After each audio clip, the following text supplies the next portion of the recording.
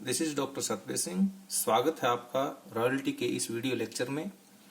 तो आज हम जो टॉपिक करने जा रहे हैं वो है first accounting records in connection with oil wells royalties, royalties in connection with brick making.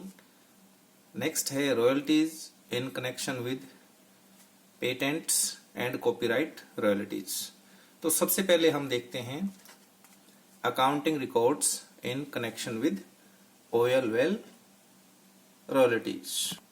तो यहाँ गाइज होता क्या है कि ऑयल वेल का जो स्वामी है, जो मालिक है, जो ओनर है, वो खुद ऑयल नहीं निकालता, बल्कि अपना ऑयल निकालने के लिए जो अपना अधिकार है, जो अपना राइट है, किसी अन्य पक्ष को दे देता है। वो पक्ष एक आदमी हो सकता है, एक कंपनी हो सकती है। तो इस सिचुएशन में ऑयल निकालने वाला जो पक्षकार है वो लेसी कहलाएगा, मीन्स पट्टेदार कहलाएगा। तो उसको हम क्या बोलेंगे? लेसी बोलेंगे। और वो जो तेल निकालेगा उस तेल के ऊपर प्रति टन की दर से रॉयल्टी पे करेगा। किसको? ऑयल वेल के स्वामी को, जिसको हम लैंडलॉर्ड बोलेंगे। और जो अकाउंटिंग ट्रीटमेंट है वो सेम होता है जैसे हम माइनिंग के केस में कर चुके हैं। इसी के साथ एक और टॉपिक है शॉर्ट वर्किंग अमाउंट के निश्चित परसेंटेज को पूरा करने पर लैंडलॉर्ड द्वारा रोक लगाना। तो यहाँ होता क्या है गाइस कि कई बार जबकि शॉर्ट वर्किंग अमाउंट को पूरा करने का अधिकार जैसे अगले 2 वर्ष में होता है, तो लैंडलॉर्ड एक और एडिशनल कंडीशन लगा देता है कि प्रत्येक वर्ष की जो शॉर्ट वर्किंग का जो अमाउंट है, यदि तुरंत अगले वर्ष में वसूल न हो सके तो वो कुछ परसेंटेज से इसमें वसूल न करने का कंडीशन लगाएगा। ऐसी सिचुएशन में जितनी भी शॉर्ट वर्किंग का अमाउंट पूरा करने का अधिकार नहीं रहता है, उस शॉर्ट वर्किंग अमाउंट को उसी साल P&L में ट्रांसफर हम कर देंगे। तो उसके लिए जैसे हमारे पास मान लीजिए शॉर्ट वर्किंग का जो अमाउंट है, शॉर्ट वर्किंग है मान लीजिए फर्स्ट ईयर में 60,000 और नेक्स्ट 2 ईयर्स में इसको यदि पूरा नहीं किया जाता है और हम इसको रिकूप कर पाते हैं, मान लीजिए 40,000, तो हम दूसरे वर्ष में ही इसको क्या करेंगे? जो रिमेनिंग अनरिक्यूप्ड अमाउंट है इसको कहाँ ट्रांसफर कर देंगे? P&L में। और P&L की जो हम एंट्री करेंगे वो होगी हमारी profit and loss account debit to short working account.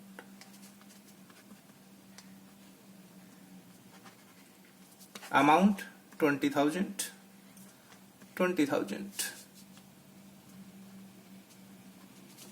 इस तरह से हम जर्नल एंट्री करेंगे। नेक्स्ट है हमारा royalties in connection with brick making. तो इस केस में क्या होता है कि एक टर्म आती है जिसको हम नजराना बोलते हैं, या हम एडवांस रॉयल्टी भी बोलते हैं, या हम इसको लमसम अमाउंट बोलते हैं,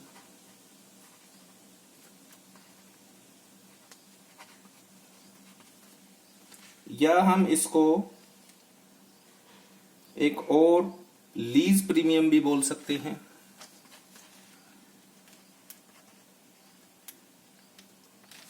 ये होता क्या है कि कई बार लैंडलॉर्ड जो लेसी है उससे अधिकार शुल्क के अलावा, रॉयल्टी के अलावा क्या करता है कि लमसम अमाउंट शुरू में ही ले लेता है एडवांस में, जिसको हम एडवांस रॉयल्टी या नजराना बोलते हैं। इस अमाउंट को एडवांस रॉयल्टी कह सकते हैं, हम लीज प्रीमियम कह सकते हैं। तो यहां होता क्या है कि पट्टेदार जो हमारा लेसी है उसकी बुक्स में हम सेपरेट अकाउंट तैयार करेंगे और इस अकाउंट का नाम रखेंगे हम लेसी की बुक में, इसकी बुक्स में हम एडवांस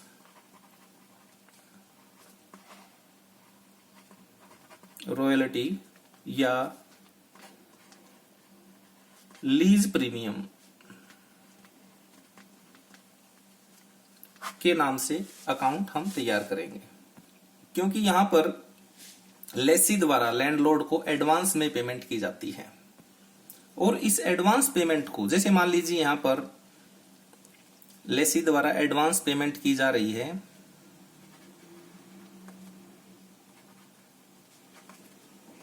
50,000 रुपीज और जो लीज पीरियड है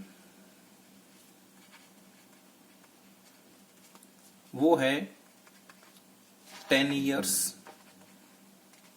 तो हम क्या करते हैं, इस एडवांस पेमेंट को या इस लीज प्रीमियम को लीज पीरियड से डिवाइड कर देते हैं और जो अमाउंट आएगा उसको पर ईयर P&L से राइट ऑफ कर देंगे। तो यहां पर 15,000 बाई 10 5,000, यहां 5,000 रुपीज जो हैं इसको हम हर वर्ष क्या करेंगे, P&L से चार्ज कर लेंगे। तो सबसे पहले जो एडवांस पेमेंट की है फर्स्ट एंट्री वो की जाएगी और एंट्री क्या होगी हमारी, लीज प्रीमियम या एडवांस रॉयल्टी भी हम कह सकते हैं, account debit to bank account. ये पेमेंट की एंट्री है, एडवांस पेमेंट की एंट्री, और अमाउंट है हमारा 50,000, अमाउंट है हमारा 50,000। उसके बाद at the end of this year, इस वर्ष के अंत में ही हम क्या करते हैं, इसमें से जो कैलकुलेटेड जो अमाउंट है हमारा, हमने पर ईयर निकाला 5,000, इसको हम P&L से चार्ज कर लेंगे और ये P&L में ट्रांसफर हो जाएगा। तो हमारी एंट्री होगी profit and loss account debit to lease premium account या एडवांस रॉयल्टी अकाउंट, जो भी है। अमाउंट 5,000। इसके बाद जो रिमेनिंग बैलेंस है इसी वर्ष, इस रिमेनिंग बैलेंस को हम कहां दिखाएंगे, बैलेंस शीट में।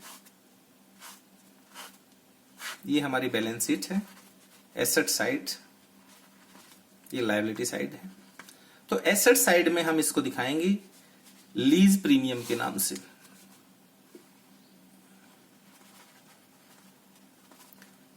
या एडवांस रॉयल्टी के नाम से, और जो इनका डिफरेंस है 50,000 माइनस 5,000, 45,000 हम बैलेंस शीट में एसेट साइड में शो करेंगे।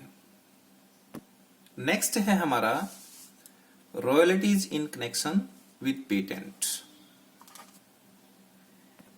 जब कोई व्यक्ति किसी चीज का आविष्कार करता है, किसी चीज का इन्वेंशन करता है, तो जब किसी व्यक्ति को या किसी फर्म या कंपनी को किसी वस्तु को बनाने और उसको बेचने का अधिकार मिलता है, तो इस राइट को हम पेटेंट बोलेंगे, पेटेंट कहेंगे। और जो पेटेंट का जो स्वामी होता है, जो मालिक होता है, ओनर होता है, उसको पेटेंटी कहेंगे। उसको क्या बोलेंगे, पेटेंटी। और इस पेटेंटी की सिचुएशन, इस पेटेंटी की जो हैसियत है वो लैंडलॉर्ड की तरह होती है। और ये जो ओनर है वो इस पेटेंट का प्रयोग खुद न करके किसी दूसरे व्यक्ति को इसका अधिकार दे देता है, इसका जो राइट दे देता है। तो जिस व्यक्ति को वो अधिकार मिलेगा, वो अधिकार देगा, वो राइट देगा, उसको पेटेंट होल्डर कहेंगे, उसको बोलेंगे पेटेंट होल्डर। और पेटेंट होल्डर यहां पर एज लेसी होता है। तो यहां पेटेंटी लैंडलॉर्ड, पेटेंट होल्डर, लेसी, और जो पेटेंट होल्डर है वो पेटेंटी को क्या करता है, रॉयल्टी का पेमेंट करता है।